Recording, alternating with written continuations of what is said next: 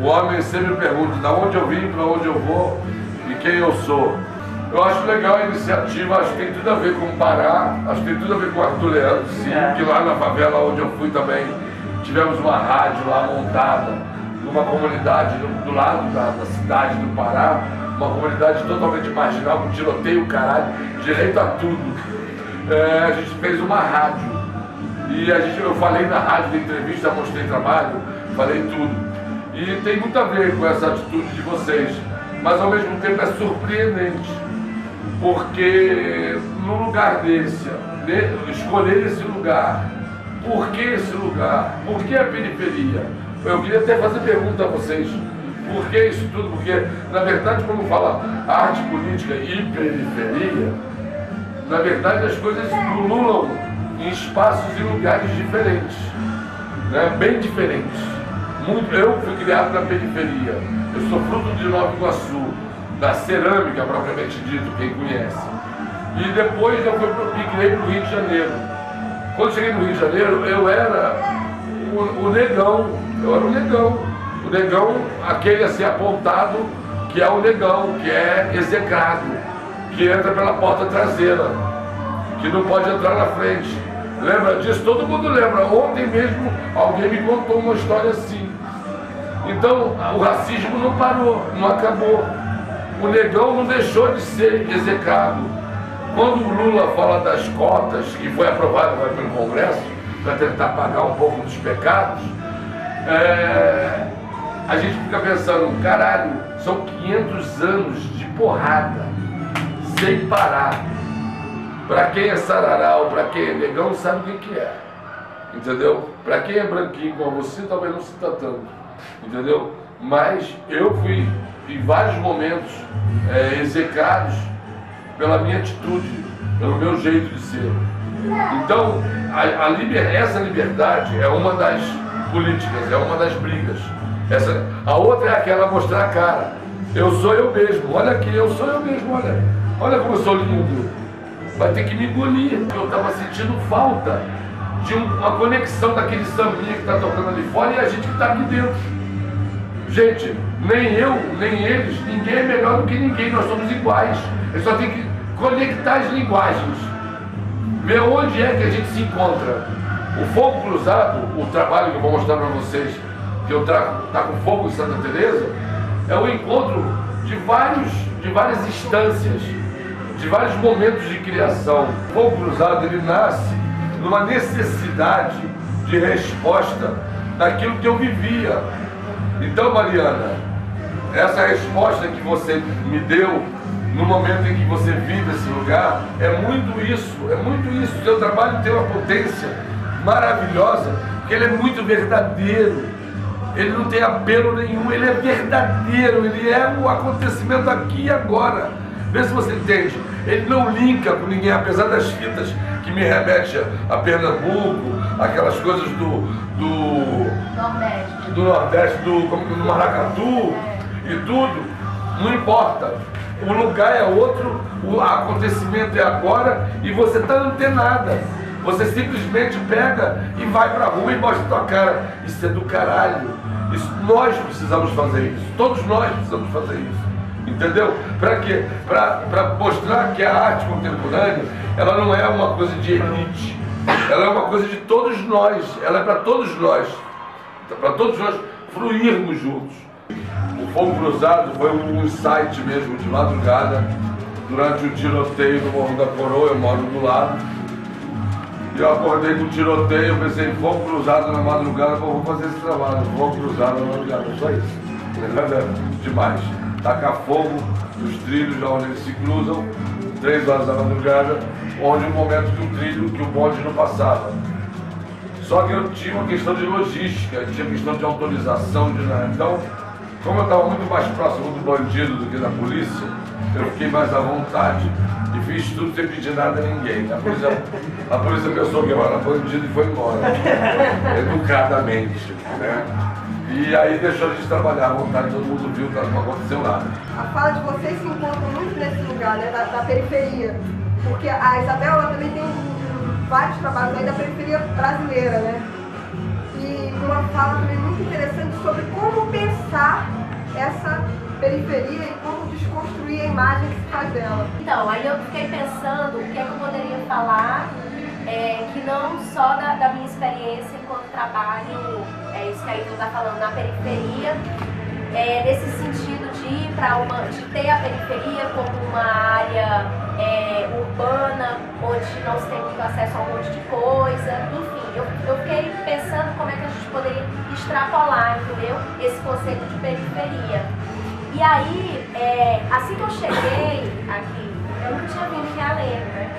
E assim que eu cheguei, que eu vi esse samba aí rolando, aí eu fiquei pensando, gente, é muito periferia, né? Entendeu? Tipo, essa coisa, exatamente, isso que você falou da afetividade, né?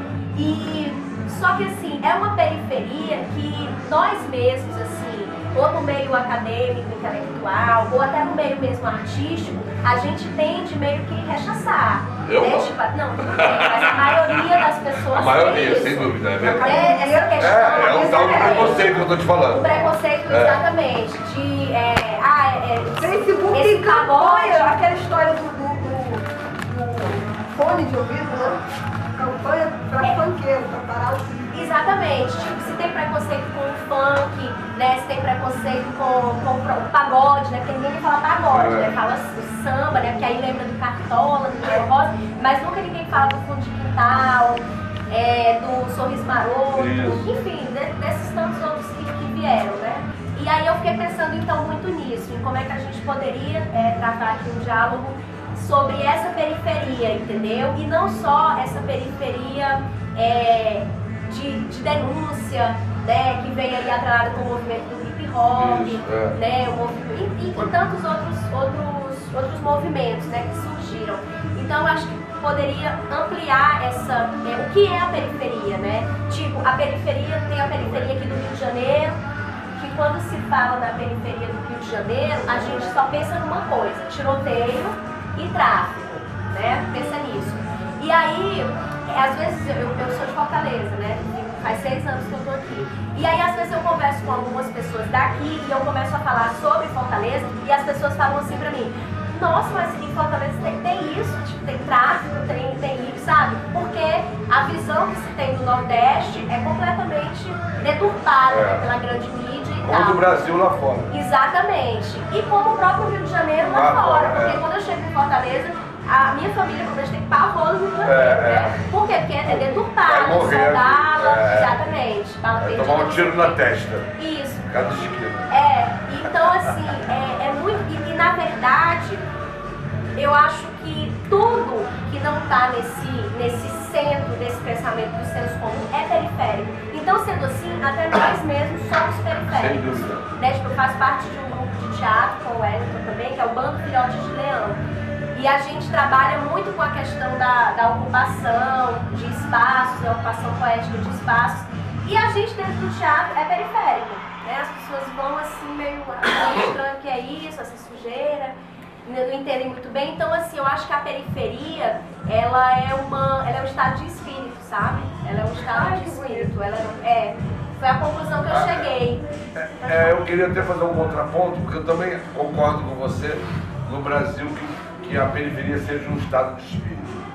Mas nos países ou nos lugares em que dizem que são civilizados e existe um exercício da cidadania, por exemplo, em Paris existe uma zona periferia, ou seja, se atravessou, você saiu. Você atravessou, você está na periferia. Você atravessou uma rua, você está em Paris. Então eles fazem questão de mostrar, de acentuar essa diferença. A gente aqui diz que é um estado de espírito. A gente quer desconstruir, né? A gente é apaixonado, amante, artista e consciente. Mas o povão não é verdade. Exatamente. Existe um preconceito. Isso. E às vezes o preconceito está na própria periferia. É isso. Assim, mal comparando, os negros nova-iorquinos são mais racistas do que os brancos nova-iorquinos. Você está entendendo? É verdade. E, ao mesmo tempo, New York, Orleans, que é uma cidade que acabou de sofrer um problema enorme, que foi a questão da invasão das árvores, que morreu muita gente, que não sei o quê, eles continuam na mesma resistência, como a periferia continua na mesma resistência em ser periferia. Então, quando a gente estava falando da questão periférica, ela é muito tênue, ela é uma questão muito singular. Isso que você falou é perfeito, porque você mostrou um outro lado, o lado, vamos dizer assim, da cidade em relação à periferia. Mas na periferia em relação à cidade, também existe esse preconceito. Eu fui de Nova Iguaçu, e quando eu chegava em Ipanema e falava, eu moro em Nova Iguaçu, eu te olhava atravessado. Aí eu falava, não moro na Tijuca. Aí depois já moro em Laranjeiras. Aí quer dizer, eu chegava mais, quanto mais pra. Aí depois eu falei, porra nenhuma, eu moro em Nova Iguaçu mesmo. Aí foi quando a ideia de fundar o Imaginário Periférico foi uma ideia de parar com essa palhaçada. Aí, Ronald, fala o que é o Imaginário Periférico. O Imaginário Periférico já tem mais de 20 anos, que é um grupo que 6 artistas, eu e mais 5 artistas, abrindo um centro cultural, um lugar como esse, em Nova Iguaçu, com um público um pouquinho maior, aqui deve ter umas 20, 30 pessoas, lá deve ter umas 50. E nós íamos abrir um centro cultural em Nova Iguaçu. E por um acaso eu tinha feito uma exposição, e o Jorge Duarte tinha sido Bienal de Paris. Jorge Duarte, que era um dos periféricos, foi Bienal de Paris. Então eu estava na mídia. E eu estava fazendo uma exposição no Parque Lage, a primeira. E eu aproveitei a mídia e tudo, eu falei, vamos anunciar que nós estamos abrindo o primeiro centro cultural em Nova Iguaçu. Aí o Raimundo Rodrigues falou, não, pô, vamos dizer que é um grupo atuante de ação. E aí nessa busca de saber, Imaginário Periférico, é o grupo, tá bom, anunciamos e isso bombou. Porque todo mundo da periferia que produzia arte, como Mariana, buscou o contato com a gente. Hoje são mais de 500 artistas, entre São Gonçalo e Nova Iguaçu, Mesquita, Pau Grande, Magé, Fragoso, tem gente de Teresópolis, Friburgo, ou seja, a periferia do Rio toda enganjou no Imaginário Periférico. Porém, o Imaginário nunca conseguiu ser nada institucionalmente, é uma mula sem cabeça. Ou seja, é verdade. É cada um que propõe, carrega a sua cruz. Cada um que propõe um evento, produz. Cada um que diz que alguém convidou, resolve. Então a gente não tem um líder. Se cada um de nós reverberarmos, falarmos com outros que não estão aqui, o negócio vira uma bomba. Entendeu? Essa é a potência que nós temos. Todos os meus trabalhos são coletivos. No mínimo 20 pessoas. Para quê? Para reverberar, para pulsar. Não é só meu. O trabalho é de todo mundo. O trabalho vai para o mundo. Todo mundo pode ir junto para o mundo. E o mundo é desse tamanhozinho, o mundo é muito pequeno. E o mundo precisa da gente. O mais interessante é que o mundo está agonizando, precisando da gente. O Brasil é a bola da vez no planeta, economicamente falando. Se a gente mostrar a nossa inteligência, a nossa sagacidade e a nossa relação de sangue, desde a época dos escravos, dos meus avós, que eu me emociono, a gente muda o mundo. A gente muda o mundo com a força dos nossos escravos. A gente muda o mundo. O Brasil muda o mundo. O gigante acordou, está tropeçando, está batendo queixo, está se fudendo todo. Graças a Deus, foram 8 anos de Lula e tem a Dilma aí como bucha, segurando para ver se o Lula volta. Se voltar, nós somos a bola da vez de novo. Porque se voltar a oligarquia capitalista envolvida com todo o capitalismo norte-americano, que tanto, vamos pensar politicamente, pensar a política. O Fernando Henrique Cardoso, neoliberal, liberação e privatização. Fudeu, vendeu a Vale do Rio Doce, nosso maior dinheiro, nosso ouro, por 2 tostões, 4 bilhões de dólares, que em um mês eles fizeram esse mesmo dinheiro. E todo mundo sabe disso. Será que nós vamos ficar parados pensando que é assim mesmo que a banda toca? Nós que pensamos que nós somos esclarecidos. Olha a nossa responsabilidade. Olha a nossa responsabilidade. E a gente que tem ação, eu me digo o seguinte, chama o ladrão. Lembra do Chico Buarque, na ditadura? Chama o ladrão. É o ladrão que sabe abrir a porta e fechar a porta. E só roubar o que ele quer. Essa ideologia do seja marginal, seja herói, que a Hélio Oiticica falou tanto, ela é uma ideologia do Robin Hood, da gente poder transformar o mundo pelo jeitinho brasileiro, já que a gente tem o jeitinho brasileiro. Não é que eu seja defensor da falcatrua, eu sou defensor da artimanha, da malandragem, da criatividade, da anarquia, do anarquismo sem pátria e sem patrão, sem poder. E o poder ser aqui, ó, do lero, agora.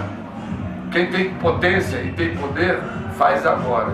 Quem não tem, fica chicoteando o outro, amarrando o outro, botando o outro como seu serviçal. Ninguém precisa do outro para ser serviçal. Todos nós temos braços e pernas. Nós não precisamos de ninguém que seja serviçal. Ninguém precisa servir a ninguém. Nós pegamos juntos, um pega do lado de lá, outro pega do lado de cá. É dessa maneira que a gente trabalha. E todo o meu trabalho, toda a minha proposta de integração, de socialização, de abertura da arte contemporânea, é para que um pegue de lá e outro pegue de cá. Que a gente caminhe junto. Então, o Nimbo Oxalá, ele na verdade é um trabalho que foi pensado para agradecer a vida da minha mulher que sobreviveu a um câncer, que estava desenganada e que ela ia morrer. E eu pedi muito ao Oxalá, que é o grande criador e o sábio de todas as coisas, que iluminasse a mão dos médicos e a cabeça dos médicos que operassem minha mulher, para que limpasse realmente aquela história. Como o câncer era nível 3, intraductal, infiltrante, caralho, eu tive que ter muita fé e falei, porra, se minha mulher sobreviver, eu faço um trabalho para o mundo inteiro ver que você existe. E caralho, meu irmão, a parada é séria. Oxalá é 20, não é 10 não. Oxalá é maravilhoso, é o maior Deus do universo. O Olorum é o criador do universo, mas quem lidera o planeta que a gente vive é esse aí, é o criador, é o Oxalá. E aí eu fiz esse trabalho, são 20 pessoas de branco, ao meio-dia, numa sexta-feira, acionando um extintor de incêndio para fazer uma bomba atômica, um cogumelo atômico, para saudar Oxalá, para mandar para os céus a nuvem que tanto ele gosta, aquelas nuvens, aqueles nimbos, aquelas nimbos, cúmulos nimbos, né, que são aquelas nuvens brancas enormes, são as nuvens de Oxalá, e da sabedoria, da inteligência, do esclarecimento, de tudo isso no candomblé. Então eu me reverenciei, bati minha cabeça e ofereci, e ele aceitou, e 22 vezes eu já fiz no mundo inteiro esse trabalho. Eu queria que a gente visse o vídeo, porque eu acho que a Gabi Amarantz, ela é uma artista que está na periferia, ela é de Pará, e assim, ela é vista atualmente com essa questão de brega, isso não presta, é aquilo que a gente está falando da parte da periferia. Do próprio preconceito que a periferia tem contra ela, e assim, ao meu ver, ela é uma artista extremamente contemporânea, porque não só pela questão do plágio, que às vezes ela faz dela mesma, entendeu? Mas também porque ela tá antenada, ela disponibiliza todas as músicas na internet. Não, dizem que a autoria é uma coisa que botaram na sua cabeça. Exatamente, e ela trabalha com isso. E essa coisa de samplear, que também, que eu acho que tu trabalha com isso, né? Isso. Então assim, ela usa desse artifício e ela brinca com ela mesma. Antes de ter a semana de 22, aconteceu a Padaria Espiritual. Entendeu? E para quem não sabe, a Padaria Espiritual foi um movimento literário que aconteceu em 1892, 1892 até 1898, e era um grupo de pessoas que se reuniam para escrever poemas, para trocar, para escrever também manifestos, denúncias, e eles tinham no cerne do movimento essa busca, essa raiz brasileira. Eles negavam tudo que vinha naquele movimento, né, da Europa e tal. Então assim, eu fico sempre pensando, as pessoas falam muito da semana de 22 porque teve muita visibilidade acessibilidade, porque foi feito no centro, digamos assim, do Brasil, né? Enquanto a padaria espiritual aconteceu 30 anos antes, ninguém sabe, entendeu, que existiu, a não ser o Nordeste, né? A periferia nada mais é do que uma estrutura de poder. Sabia que a periferia é uma estrutura de poder? Para alimentar a metrópole, lembra? Você lembra dessa parte da história? Que a metrópole precisa ter alguém que a sustente. Então, Nova Iguaçu, Realengo, Bangu, se chama cidade dormitório, lembra? É por quê? Porque a galera sai 6 horas da manhã, trabalha o dia inteiro lá, volta meia-noite para casa e dorme, só para dormir. Então a gente podia acabar com isso. A ideia do imaginário periférico era acabar com essa distância que é cruel e ela é de poder. Ela é para alimentar um poder da burguesia que precisa que todos nós que moramos na periferia sustentemos a metrópole. É só isso. É um sistema criado, datado e marcado. A gente só continua nele se a gente quiser. Então como a gente faz para burlar essa história? Para sair dessa captura? Como a gente faz para não ser capturado? É valorizando esse lugar aqui.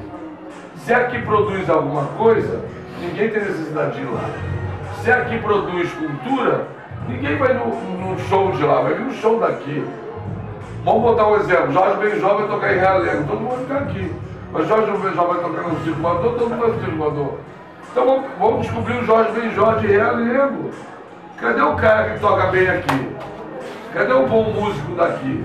Você está entendendo? Então o imaginário periférico era para valorizar os artistas locais que não têm vergonha de mostrar a cara e de sair dizendo para as pessoas, aquilo você me emocionou. Então eu ganhei um dia quando eu cheguei, aquela hora, aquele instante, eu falei, já está minha vinda aqui, a Lemo já está super bem valorizada e super bem paga pela sua atitude. Você está entendendo? Por quê? Porque era isso que eu estava falando com ele o tempo todo. Tentar linkar o lugar ao pensamento. O lugar parece que não pensa, ele está movido aos borbotões. A questão do fluxo de corporação, o corpo que é assim, o corpo come assim, o corpo bebe assim, o corpo é assim. E aí, como a gente mistura esse corpo com o pensamento, com isso que está acontecendo aqui?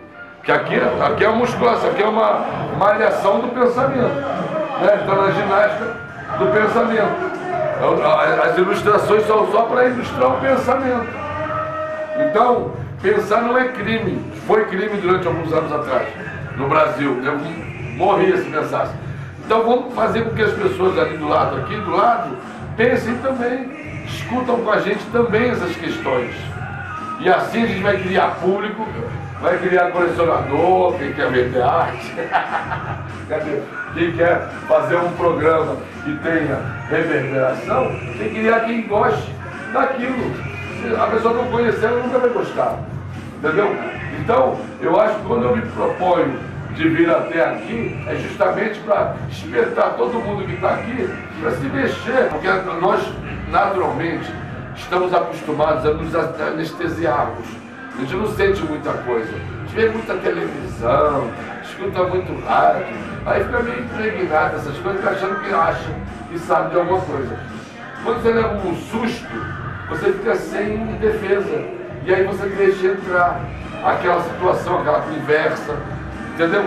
Então, eu no Corpo Cidade, um evento que aconteceu, sabe onde? Na Maré.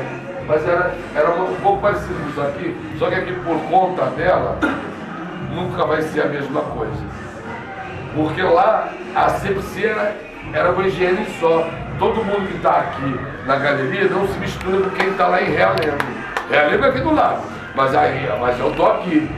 Aí, vamos agora visitar Realengo? Aí a gente vai na Maré. Aí o menino falou assim, deixa eu olhar ali, esconde não sei o quê, ó, é visita. Aí a visita passava e não via nada. Então eu não quero ser visita em Realengo, eu quero ser corpo a corpo. Quero beijar na boca, quero comer carne, quero tomar cerveja. Você está entendendo? Eu quero conviver. Então não adianta você fazer um evento dentro da favela da Maré, para dizer que dentro da favela da Maré o pessoal da Maré não faz parte. Entendeu? É hipocrisia. Claro. Separando, né? Separando mesmo. Aproveitando a sua fala, que eu acho que tem tudo a ver, Amém. você mostrar qual é o caminho daquele churrasco pra gente levar as paradas. Vamos todo mundo lá pro aniversário do... A gente super topa, né?